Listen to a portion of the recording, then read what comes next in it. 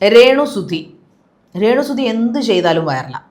രേണുസുധി എന്ന് പറഞ്ഞാൽ വൈറൽ താരമാണിന്ന്. അത് നെഗറ്റീവ് ആയിക്കോട്ടെ പോസിറ്റീവ് ആയിക്കോട്ടെ, ചാനലുകാർ സാറ്റലൈറ്റ് ചാനൽ ഉൾപ്പെടെ രേണുസുധിൻ്റെ ഇൻ്റർവ്യൂകൾ എടുക്കാൻ ഓടിപ്പാഞ്ഞ് നടക്കുന്നു. രേണുസുധിക്ക് തോരെ അവാർഡുകൾ കിട്ടുന്നു. നല്ല കാര്യം തന്നെ. Renu Sudhi is a hard working woman. അവർ ഭയങ്കരമായിട്ട് ഹാർഡ് വർക്ക് ചെയ്യുകയും ഉള്ള കാര്യങ്ങൾ മുഖത്തടിച്ചു പോലെ സംസാരിക്കുകയും ചെയ്യുന്ന വ്യക്തി തന്നെയാണ്. പക്ഷേ രേണുസുധിയുടെ കൂട്ടാളി ഇൻ ദ സെൻസ് കപ്പിളായിട്ട് ആക്ട് ചെയ്യുന്ന, എനിക്കൊന്ന് പ്രതീക്ഷ എന്നാണെന്നുള്ളൊരു പേര്, ആ പയ്യനുമായിട്ട് ചേർന്ന് കഴിഞ്ഞ ദിവസം ഒരു അഡ്വർടൈസ്മെൻറ്റ് വന്നിരുന്നു.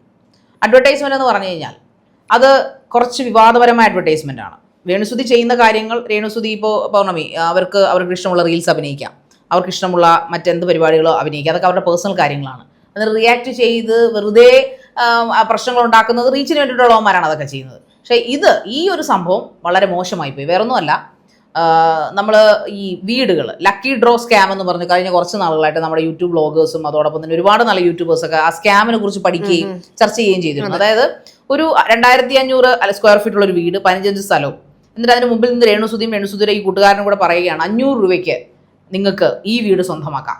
വീടിൻ്റെ ഫ്രണ്ടിൽ നിന്നുകൊണ്ടാണ് ഈ പറയുന്നത്. ഈ 500 രൂപയ്ക്ക് വീട് സ്വന്തമാക്കുമെന്ന് പറയുമ്പോൾ ഈ ജനങ്ങൾ രേണുസുധിയുടെയോ അല്ലെങ്കിൽ ആരും ആയിക്കോട്ടെ സോഷ്യൽ മീഡിയ ഇൻഫ്ലുവൻസേഴ്സിനെ കണ്ടുകൊണ്ട് ഈ കൂപ്പൺ എടുക്കുന്നു. 500 രൂപയ്ക്ക് എങ്ങനെയാണ് 10-25 ലക്ഷം 30 ലക്ഷം രൂപയുള്ള വീട് ഒരാൾക്ക് സ്വന്തമാക്കാൻ സാധിക്കുക? അത് നറുക്കെടുപ്പിലൂടെ. വീട് കിട്ടാത്തവർ വിഷമിക്കേണ്ട.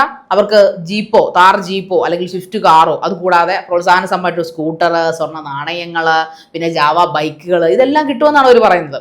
ഇതൊക്കെ എങ്ങനെ സാധിക്കുന്നു? ആരോട് ചോദിച്ചിട്ടാണ് രേണുസുധി, ഏത് നിയമത്തിന്റെ അനുസൃതമായിട്ടാണ് നമ്മുടെ നാട്ടിൽ മലപ്പുറത്ത് വണ്ടൂർ എന്ന് പറഞ്ഞ സ്ഥലത്താണ് ഈ ഒരു വീടിന്റെ പരസ്യം അവർ ചെയ്തിരിക്കുന്നത്? ഇതിന്റെ പിന്നിലുള്ള കളികൾ എന്തെന്നറിഞ്ഞിട്ടാണ് രേണുസുധി ഇതൊക്കെ ചെയ്തതെന്നാണ് എനിക്ക് മനസ്സിലാവാത്തത്. യഥാർത്ഥത്തിൽ ശാരിക ഇപ്പൊ പറഞ്ഞ പോലെ ഇതിന്റെ പിന്നിലുള്ള കാര്യങ്ങളൊന്നും അറിഞ്ഞു വെച്ചിട്ടല്ല ഇവര് പോരെന്ന് തന്നെ വേണം നമ്മൾ മനസ്സിലാക്കാൻ. കാരണം പിന്നിലുള്ള കാര്യങ്ങൾ അറിഞ്ഞു വെച്ചുകൊണ്ട് ഒരിക്കലും അവരത് ചെയ്യുമെന്ന് തോന്നുന്നില്ല. മാത്രമല്ല, അങ്ങനെ ചെയ്തിട്ടുള്ളതാണെങ്കിൽ അവർ വന്ന് പിന്നീട് മാപ്പ് പറയത്തില്ല. രേണുസുധിയുടെ കൂടെ പ്രതീക്ഷ മാപ്പ് വന്ന്, അതായത് തെറ്റ് തന്നെയാണ്, അതിനെ ന്യായീകരിച്ചിട്ട് കാര്യമില്ല എന്ന് തന്നെ പറഞ്ഞുകൊണ്ട് മാപ്പ് പറഞ്ഞിരുന്നു. അത് തന്നെയല്ല, ഇങ്ങനൊരു വീഡിയോ എടുത്ത് ഒരു 3-4 മണിക്കൂർ അല്ലെങ്കിൽ ഒരു 4-5 അവേഴ്സിനകത്ത് ഇതിൻ്റെ ഒരു ഗൗരവം മനസ്സിലായി അല്ലെങ്കിൽ തെറ്റ് മനസ്സിലാക്കി അപ്പോൾ തന്നെ ഈ വീഡിയോ റിമൂവ് ചെയ്തിരുന്നു എന്ന് പറഞ്ഞു. പക്ഷേ സ്വാഭാവികമായിട്ടും നമുക്കറിയാം, അത്യാവശ്യം നല്ല രീതിയിൽ സോഷ്യൽ മീഡിയയിൽ കത്തി നിൽക്കുന്ന ആളുകളാണെങ്കിൽ ആ വീഡിയോസ് പെട്ടെന്ന് തന്നെ ആളുകൾ ഏറ്റെടുക്കും അല്ലെങ്കിൽ ഡൗൺലോഡ് ചെയ്യുകയും ഒക്കെ ചെയ്യും. ഇവരുടെ പേജിൽ നിന്നും ഈ വീഡിയോ റിമൂവ് ചെയ്തെങ്കിൽ പോലും ഈ വീഡിയോ സോഷ്യൽ മീഡിയയിൽ പല അക്കൗണ്ടുകളിൽ നിന്നും അത് പ്രചരിപ്പിക്കാൻ തുടങ്ങി. അതുകൊണ്ട് തന്നെ സ്വാഭാവികമായിട്ടും നമുക്കറിയാം, ഇപ്പം രേണുസുധി എന്ന് പറയുന്ന ആളെയും ഈ പ്രതീഷ് എന്ന് പറയുന്ന വ്യക്തിയും ഈ അഡ്വർടൈസ്മെന്റ് ചെയ്യാൻ വേണ്ടി എന്തുകൊണ്ട് അവർ ചൂസ് ചെയ്തു എന്ന് ചിന്തിക്കുമ്പോൾ തന്നെ നമുക്ക് മനസ്സിലാവും ഇവരുടെ ഒരു ആ സോഷ്യൽ മീഡിയയിലുള്ള ഒരു ഇൻഫ്ലുവൻസ് അല്ലെങ്കിൽ ആളുകൾ എത്രത്തോളം ഇപ്പോൾ ഇവരെ അറിഞ്ഞു തുടങ്ങി അല്ലെങ്കിൽ അറിയാമെന്നുള്ളത്. അതുകൊണ്ട് തന്നെയാണ് അതിനകത്ത് പ്രതീക്ഷ പറയുന്നൊരു കാര്യം ശാരിക, ആ വീടിൻ്റെ അഡ്വർടൈസ്മെന്റ് എടുക്കാൻ ചെല്ലുന്നിടം വരെയും അവർ പറഞ്ഞിരുന്നത് എന്തോ അവർക്ക് തീരെ നിവൃത്തിയില്ല, അതുകൊണ്ട് വീട് വിൽക്കുകയാണ്. ഈ കാര്യങ്ങളെല്ലാം പറഞ്ഞതിന് ശേഷം ഈ അഡ്വർടൈസ്മെന്റ് എടുക്കുന്ന വീഡിയോയിൽ തങ്ങളും കൂടെ, അതായത് ആർക്കാണോ ആവശ്യം ഈ വീട് വിൽക്കേണ്ട അവരും കൂടെ വീഡിയോയിൽ നിൽക്കുമെന്ന് പറഞ്ഞു. പക്ഷെ അവിടെ ചെന്ന് കഴിഞ്ഞപ്പോഴാണ് പറയുന്നത് അവർ നിൽക്കുന്നില്ല, നിങ്ങൾ തന്നെ 1 മിനിറ്റ് വീഡിയോ എങ്ങനെയെങ്കിലും എടുത്തു തരണം. പക്ഷേ ശാരിക ഇപ്പോൾ പറഞ്ഞതുപോലെ അല്ലെങ്കിൽ എല്ലാവരും ചോദിക്കുന്നത് പോലെ തന്നെ അത്യാവശ്യം ഇല്ലാന്നുണ്ടെങ്കിൽ ആരും കഷ്ടപ്പെട്ടുണ്ടാക്കിയ വീട് വിൽക്കില്ലല്ലോ. പക്ഷെ ഇവിടെ നമ്മുടെ സംസ്ഥാന ഭാഗ്യക്കുറി ലോട്ടറികളുണ്ട്. അത് സ്വാഭാവികമായിട്ടും ഈ പറയുന്ന പോലെ നമ്മൾ 20 രൂപ അല്ലെങ്കിൽ 40 രൂപ 50 രൂപ പല ഓരോ ബമ്പർ വരുമ്പോൾ അതിനനുസരിച്ചുള്ള എമൗണ്ടിനനുസരിച്ച് നമ്മൾ ലോട്ടറി എടുക്കാറുണ്ട്. അപ്പോൾ അതിനകത്ത് നമുക്കൊരു കൃത്യമായ ബോധ്യമുണ്ട്. നമുക്ക് ഭാഗ്യക്കുറിയിൽ നറുക്കെടുപ്പെടുത്ത് നമുക്ക് പ്രതിഫലം ഒന്നും കിട്ടിയില്ലെങ്കിൽ പോലും ആ പണം ചെല്ലുന്നത് സംസ്ഥാന സർക്കാരിലേക്കാണെന്നുള്ളൊരു കൃത്യമായ ബോധ്യം ഉണ്ട്. അത് ആ ബോധ്യത്തോടു കൂടി തന്നെയാണ് ആളുകൾ ആ ലോട്ടറി എടുക്കുന്നതും. അല്ലാതെ എല്ലാവരും അത് 100% അടിക്കും എന്നുള്ള ഉറപ്പോടെ അല്ല എടുക്കുന്നത്. പക്ഷേ ഇവിടെ എന്ന് പറഞ്ഞു കഴിഞ്ഞാൽ ഒരു വ്യക്തിയാണ്, ആ വ്യക്തിയുടെ നേട്ടത്തിന് വേണ്ടിയാണ്, ലാഭത്തിന് വേണ്ടി മാത്രമാണ് ഇങ്ങനെ ഒരു അഡ്വർടൈസ്മെന്റ് കൊടുത്തതെന്നുള്ള തിരിച്ചറിവ് വന്നപ്പോഴാണ് അവരത് റിമൂവ് ചെയ്തത്. എങ്കിൽ പോലും ഒന്ന് ആലോചിച്ച് നോക്കിയാൽ ശരിയാ, നമ്മളിപ്പോൾ സംസാരിച്ചപ്പോൾ പറഞ്ഞതുപോലെ തന്നെ 25 ലക്ഷം രൂപയുടെ ഒരു വീട് അല്ലേ, അത് 500 രൂപ വെച്ച് പറയുന്ന ലിമിറ്റ് നമ്മൾ എനിക്കൊന്ന് നമ്മൾ തന്നെ സംസാരിച്ചിട്ടുണ്ട്. പണ്ട് എപ്പോഴും ഇത്തരത്തിൽ തന്നെ ഒരു സംഭവം നടന്നപ്പോൾ അവർ ഉദ്ദേശിച്ച രീതിയിലുള്ള കളക്ഷൻ ആയില്ല. അതുകൊണ്ട് ലക്കി ഡ്രോ തന്നെ ഡേറ്റ് മാറ്റി വെച്ചു. വീണ്ടും ആളുകൾ കൂപ്പൺ എടുക്കാൻ. അതിലും വലിയൊരു സ്കാം ഇതിന് മുമ്പ് നടന്നു കഴിഞ്ഞു പോകുന്നത്. പാണ്ടിക്കാട് കുഞ്ഞാൻ എന്ന് പറഞ്ഞ യൂട്യൂബ് ബ്ലോഗർ, അങ്ങനെയൊക്കെ ഏതാണ്ട് 7 ലക്ഷം 10 ലക്ഷം അങ്ങോട്ട് സബ്സ്ക്രൈബേഴ്സ് യൂട്യൂബിലുണ്ട്. അദ്ദേഹം പരസ്യം ചെയ്തൊരു സംഭവം, അത് കൂർഗിലെ ഒരു വീട്, മലയാളിയുടെ തന്നെ വീടാണ്, അത് അദ്ദേഹം പരസ്യം ചെയ്തിട്ട് അതിന്റെ നറുക്കെടുപ്പ് നടന്നെന്ന് പറഞ്ഞു കഴിഞ്ഞാൽ നറുക്കെടുപ്പ് നടന്നതാണ് പിടിക്കപ്പെട്ടതെന്ന് പറഞ്ഞാൽ ഈ ടിക്കറ്റ് എടുത്തിരിക്കുന്ന ഒരു 100 ആൾക്കാർ ഇവരുടെ ബന്ധുക്കൾ തന്നെയാണ്. 1ാം സമ്മാനം വീണത് ഈ പറയപ്പെടുന്ന ആളിന്റെ മകന്റെ കൂട്ടുകാരന്. രണ്ടാം സമ്മാനം ഈ പറയപ്പെടുന്ന അയാളുടെ പെങ്ങടെ ഭർത്താവിന്. അങ്ങനെ പലതരത്തിൽ അതുപോലെ കൂപ്പൺ എടുക്കുന്ന രീതി കാണണം. എന്തോ ഒരു ഉടായ്പ്, അതായത് സെല്ലോ ടേപ്പ് വെച്ച് കൂപ്പൺ ഇവർ കറക്റ്റ് ആയിട്ടുള്ള സമ്മാനം അടിക്കേണ്ട കൂപ്പൺ മാത്രം അടിക്കും. ഞാൻ ചോദിക്കട്ടെ, ഞാനോ താനോ ഒക്കെ ഒരു ലക്കി ട്രിപ്പ് തന്റെ മുമ്പിൽ കൊണ്ട് തരികയാണ്, സ്വാഭാവികമായിട്ടും പൗർണമി സിമ്പിൾ ആയിട്ട് അതിങ്ങനെ എടുക്കും. മറ്റേന്ന് വെച്ചാൽ വലിയൊരു പാക്കറ്റിനായിട്ട് എത്രയോ കണക്കിന് കൂപ്പൺ ഉണ്ട് അതിനകത്ത്. അത് കുനിഞ്ഞു കിടന്ന് മറ്റേ മീൻ എടുക്കത്തില്ല, മീൻ, അതുപോലെ ആ കൂപ്പൺ എടുത്തത്. അതോടുകൂടി ആൾക്കാർക്ക് സംശയമായി തുടങ്ങി. അങ്ങനെയാണ് നിരനിരയായിട്ട് വ്ളോഗേഴ്സ് ഒന്ന് കണ്ടമാനം റിയാക്ട് ചെയ്യുകയും അതെന്തോ കേസൊക്കെ ആയി മാറുകയും ചെയ്തു.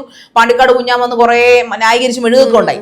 അതിനുശേഷം അത്രയും വൈറൽ ആയിട്ടുള്ള ആ ഒരു കണ്ടന്റ് ഈ പ്രതീക്ഷ അറിഞ്ഞില്ല എന്ന് പറയുന്നത് എനിക്ക് അത്ര വിശ്വാസം തോന്നിയിട്ടില്ല. ഒരുപക്ഷെ അബദ്ധം പറ്റിയത് കൊണ്ട് സമ്മതിച്ചു. എന്തായാലും മാപ്പ് പറഞ്ഞ നല്ല കാര്യം തന്നെ. പക്ഷെ അതിന് ഇത്രയും കാലതാമസം എന്തുകൊണ്ട് എടുക്കുന്നത്? ഇന്നലെയും കണ്ടാ മാപ്പ് പറഞ്ഞിരിക്കുന്നത്.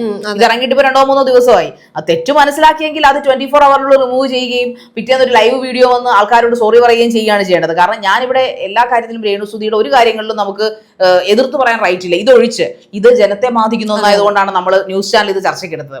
ഇല്ലെങ്കിൽ നമ്മൾ രേണുസുധിയുടെ അവരവരുടെ ജീവിതം ജീവിച്ചോട്ടെ. അവരിപ്പോൾ നെഗറ്റീവ് മാറി പോസിറ്റീവിലേക്ക് വരുന്നു, ഒരുപാട് അവാർഡുകൾ കിട്ടുന്നു, അവർ ഒരുപാട് സിനിമയിൽ അഭിനയിക്കുന്നു, അവരവരുടെ ജീവിതം ജീവിച്ച് മുന്നോട്ട് പോയിക്കോട്ടെ, അവർ ഫേമസ് ആയിക്കോട്ടെ.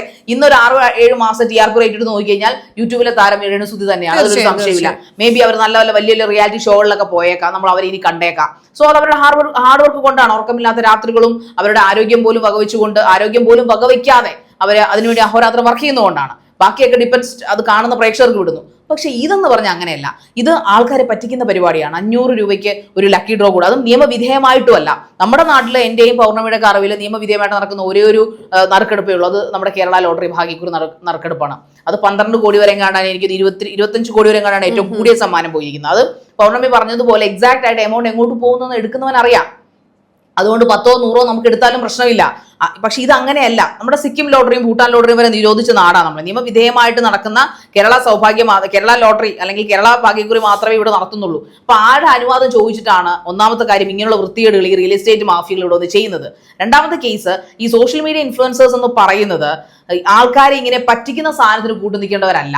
ശരിയായിരിക്കാം, മോഹിപ്പിക്കുന്ന പ്രതിഫലം തരാമെന്ന് പറഞ്ഞാലും നമ്മുടെ നാടിനെ ഇൻഫ്ലുവൻസ് എന്താണ് ഈ സോഷ്യൽ മീഡിയ ഇൻഫ്ലുവൻസ് എന്ന് പറഞ്ഞാൽ? ആൾക്കാരെ ഇൻഫ്ലുവൻസ് ചെയ്യുന്ന ആൾക്കാരാണ്. ഈവൻ സെലിബ്രിറ്റീസിനേക്കാൾ, സിനിമാ നടന്മാരെക്കാളും സീരിയൽ നടന്മാരെക്കാളും നടിമാരെക്കാളും ഒക്കെ നിങ്ങൾക്ക് ഇപ്പോൾ പ്രാധാന്യം കിട്ടുന്ന എന്തുകൊണ്ടാണ്? ആൾക്കാർ നിങ്ങളെ ദിവസവും കാണുന്നു, നിങ്ങളെ ഇഷ്ടപ്പെടുന്നു, നിങ്ങളുടെ പ്രോഗ്രാംസ് എവറി ഡേ കാണുന്നു, നിങ്ങൾ പറയുന്ന വാക്കുകൾ കേൾക്കാൻ കൊതിക്കുന്നു, കാത്തിരിക്കുന്നു.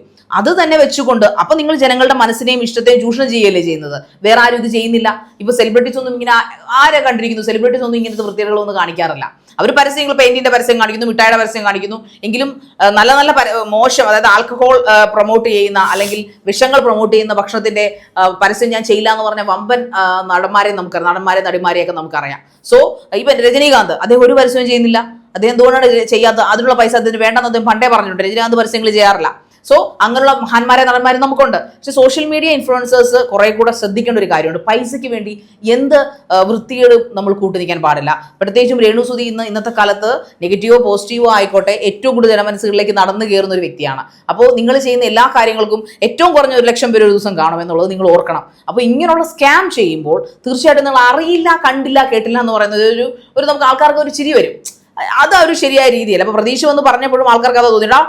അതും സോഷ്യൽ മീഡിയയിൽ ഇരുന്ന ഒരാളാണ് ഇത് ചെയ്തത്, പാണ്ടിക്കാട് കുഞ്ഞാൻ എന്ന് പറയുന്നത്. അദ്ദേഹം അത് ചെയ്തു, അത് പ്രശ്നങ്ങളായി, ഇത്രയും ആൾക്കാർ റിയാക്ട് ചെയ്തു, ലക്ഷക്കണക്കിന് കോടിക്കണക്കിന് കണ്ടു. എന്നിട്ട് നിങ്ങൾ അറിഞ്ഞില്ല എന്ന് പറയുമ്പോൾ അത്ര വിശ്വസനീയമല്ല. എന്ത് തന്നെ ആയാലും മാപ്പൊക്കെ പറഞ്ഞു, ആ വീഡിയോ റിമൂവ് ചെയ്തു, ആ വിഷയം അവിടെ കഴിഞ്ഞിരിക്കുന്നു.